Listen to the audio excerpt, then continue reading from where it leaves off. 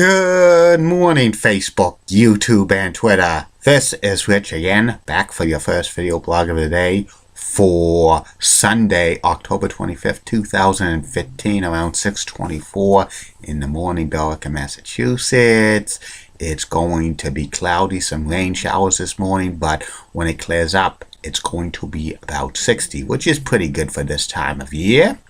Some news to report: the Montreal Canadiens won their 9th straight game to open the season. They're only one win away from the record for most wins by an NHL team to start the season, and they haven't lost in overtime or even regulation overtime. They won all 9 without going to overtime. That's pretty amazing. And the UMass Lowell Riverhawks tied Merrimack again at the Songus Arena by a score of 1-1, second game of a home-and-home series. It's always interesting for these rivals to play and stuff because they're only about 10 miles apart, and they have a good rivalry. And that's about it on the news. My first video subject of the day is my review of WCW's Halloween Havoc 1995 pay-per-view from the Joe Louis Arena in Detroit, Michigan. The main event for this pay-per-view was Monster Trucks. It was Hulk Hogan facing off against a Giant in a Monster Truck match, and then they had a wrestling match at the main event to end it, and when the finish was so many people turning and stuff, and there was other matches on the pay-per-view. And they had 4 matches on WCW's main event, which was shown before the pay-per-view on TBS Superstation, the mothership, as the American Dream Dusty Rhodes used to call it. And it was Eric Bischoff and Dusty Rhodes calling the matches on the main event. There were 4 of them. The first one was Eddie Guerrero, I lie, I cheat, I steal, facing off against Disco Fever, Disco Inferno. Eddie wins this match. The next match was Mr. Wonderful Paul Orndorff facing off against the Renegade. Mr. Wonderful crushed the Renegade with 2 pile drivers, and even though Mr. Wonderful was a heel, he was getting cheered big time in this match. The next match was a tag team match. It was Chris Benoit and Dean Malenko facing off against Lord Steven Regal and Squire Dave Taylor. Benoit and Malenko won this match when Benoit pinned Regal. And then the last match on the main event before the pay-per-view was Sergeant Craig Pitbull Pittman facing off against VK Wall Street. Pittman won with interference by Hacksaw Jim Duggan. Oh, USA, USA, USA. And this is what happened on the pay-per-view, which was called by Tony Schiavone and Bobby the Brain Heenan. First match was for the WCW Television Championship. It was DDP Diamond Dallas Page with Max Muscle and the Diamond Doll Kimberly facing off against Johnny B. Bad. This was a great opener and stuff. Probably the only decent match on the card. It was back and forth. Then before the match, there was a Johnny B. Bad look-alike.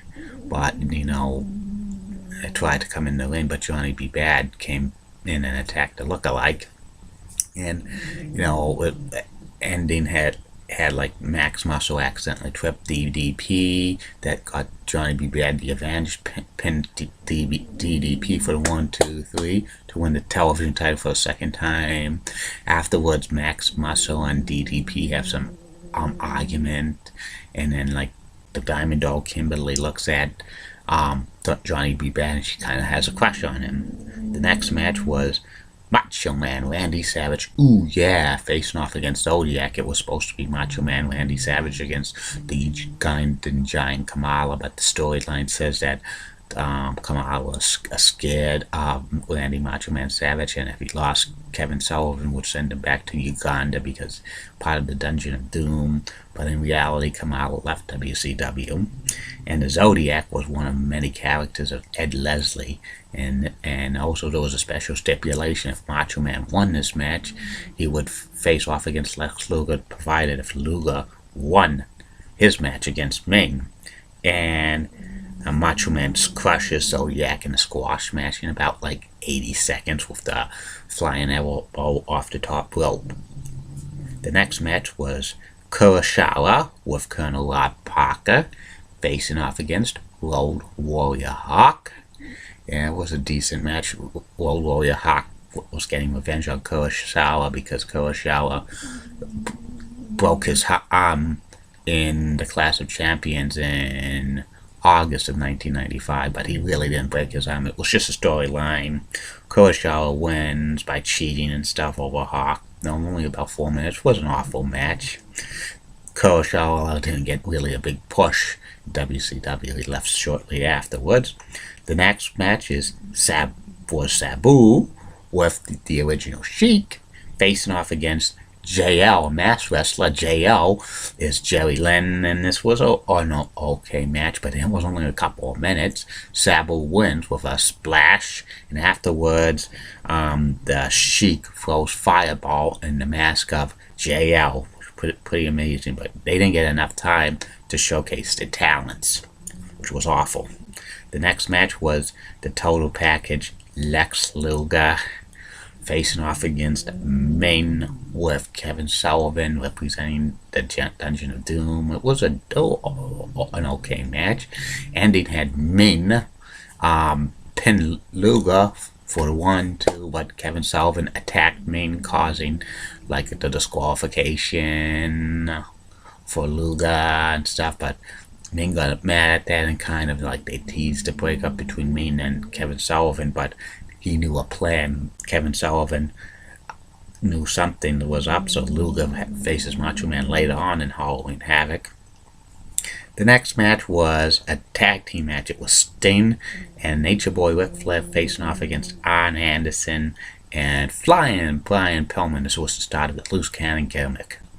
And like before, the last month's pay-per-view in 1995, September, was Fall Brawl. Anderson and Flair had a classic match, but Brian Pillman interfered and turned heel. And then Flair recruited Sting to be his tag team partner to fight Anderson and Pillman. Sting wasn't buying Flair's sincerity because he's been turned a couple of times on Flair, but eventually when Flair brought kids in on the thing, Sting says, "I'll be your partner, but if you swerve me one instant, you'll just something to pay for." And they have a couple of tag team matches before the pay-per-view, which they were a pretty solid team. But before the match, the announcer said that Ric Flair got attacked by Anderson and Pillman, so Sting had to fight this match by himself against Pillman and Anderson. Sting was the United States champion at the time, but the title's not on the line at tag team matches.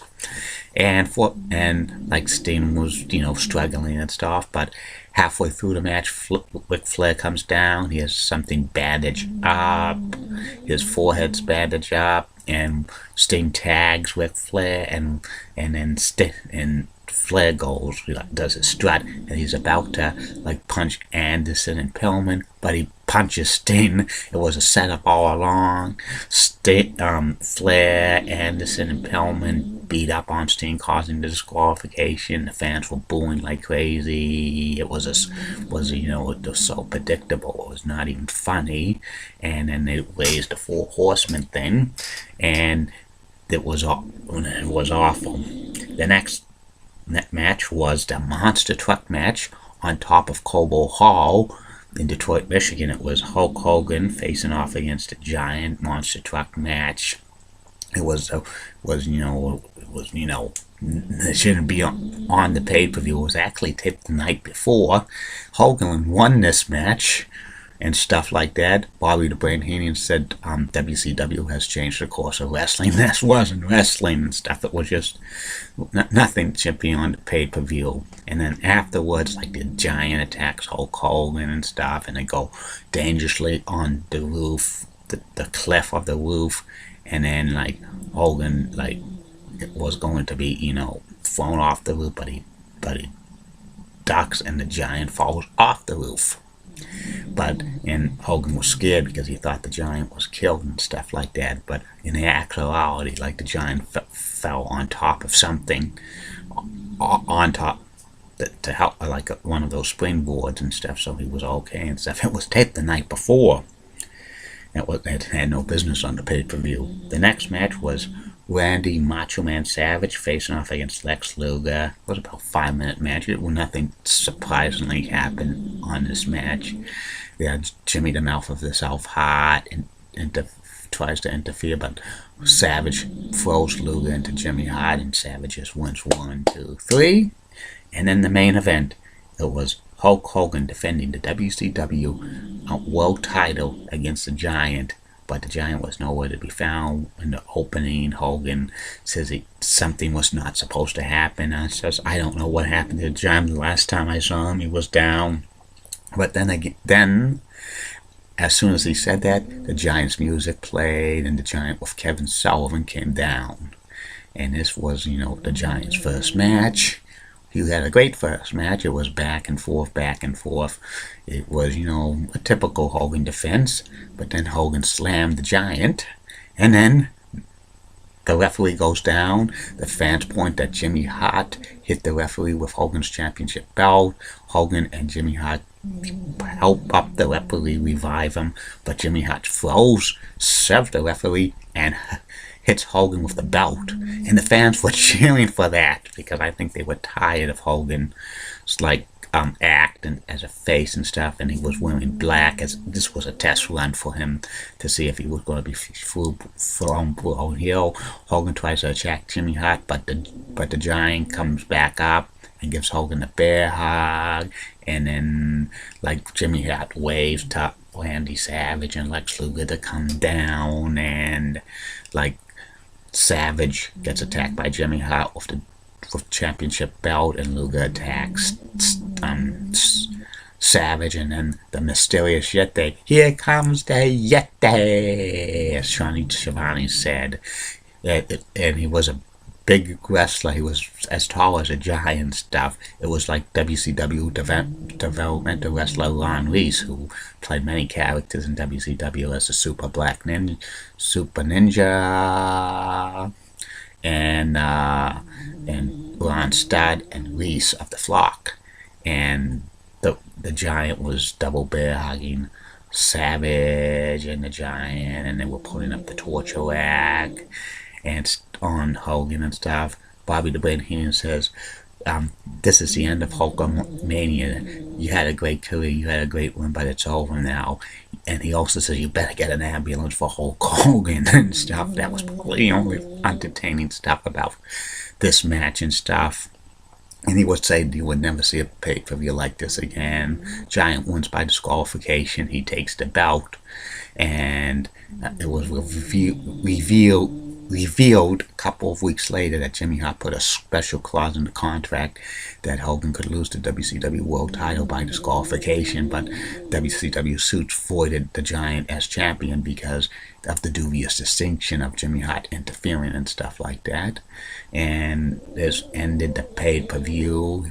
This pay-per-view, Halloween Havoc 1995, was the worst pay-per-view in WCW history besides Great American Bash 91. It had awful booking, very, very predictable, so many turns and stuff, especially the monster truck match had no business on the pay-per-view. Hogan getting booed out of the building even though he was a face, and the Jimmy Hart Luger heel turns, which many fans were cheering big time and stuff. Luger part of the Dungeon of Doom made no sense and stuff because he's not a goofy wrestler and stuff. That was awful, him joining the Dungeon of Doom. Luckily it was short-lived. And also Ric Flair turning on Steen, you could have seen this a mile away and stuff. Very, very predictable. And I give this pay-per-view an F. It flunked big time. We'll be back later on today. 2 more video blogs. One will be about the power rankings for the NBA to start the season. The top 10 teams in the NBA for power rankings October 2015. The third and final video blog of the night, the what if scenario. What if the Portland Trail Blazers drafted Michael Jordan number 2 in the 1984 NBA draft? Keep calm, everybody. I'm a Julie Budding guy. Elizabeth Hart is so stunning and has nice legs. Molly Rosenblatt is so cute. And in the words of Sean Lucia, get out. Bye now.